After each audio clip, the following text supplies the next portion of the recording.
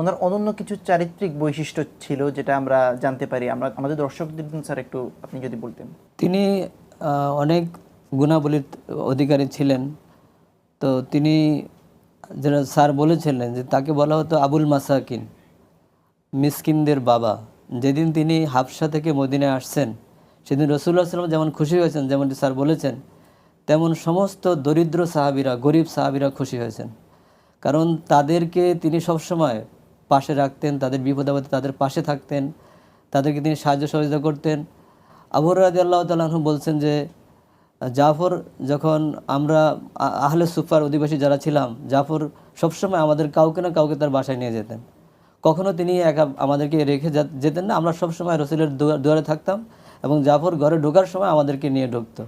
এবং কখনো কখনো সে খাবার দিতে পারতো, কখনো কখনো তার ঘরে কিছুই থাকতো না, তো তার যে ঘিয়ের শূন্য পাত্র সেটা সে আমাদেরকে ভেঙে দিত, তখন আমরা চেড়ে চেড়ে সেটা খাইতাম।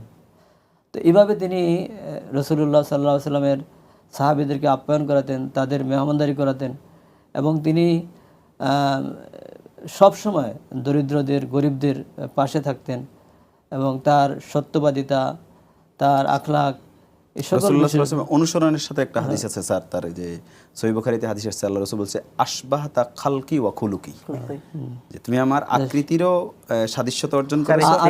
আরবের পাঁচজন লোক রাসূল সাল্লামের সাথে বেশি সাদৃশ্যপূর্ণ ছিল এবং তিনি যখন শাহাদাত বরণ করেছেন তখন তিনি রাসূল সাল্লামের কথাই বলেছেন যে সিরাত এবং সুরাতে জাফর ইবনে আবি তালেব সে আমার অধিক কাছাকাছি। আর অন্যান্যরা বলেছেন যে হাসান ইবনে আলী তিনি রসুলের সাথে সবচেয়ে কাছাকাছি ছিলেন আকৃতির দিক থেকে। তো রাসূলুল্লাহ সাল্লাল্লাহু আলাইহি ওয়াসাল্লাম এই যে সিরাত এবং সুরাতে, কারণ তিনি রাসূলুল্লাহ সাল্লাল্লাহু আলাইহি ওয়াসাল্লামের যেমন দেখতে তার মতো ছিলেন এবং তার ভিতরে রাসূল সাল্লাল্লাহু আলাইহি ওয়াসাল্লামের সবগুলো চরিত্র বিদ্যমান ছিল। এই জন্য রাসূলুল্লাহ সাল্লাল্লাহু আলাইহি ওয়াসাল্লাম তার সিরাত, তার নরমিয়াত, সে বিপদে, মানুষের বিপদে সে পরোপকারী, এই সকল কারণে রাসূলুল্লাহ সাল্লাল্লাহু আলাইহি ওয়াসাল্লাম তাকে তার চরিত্রের প্রতিচ্ছবি বলতো।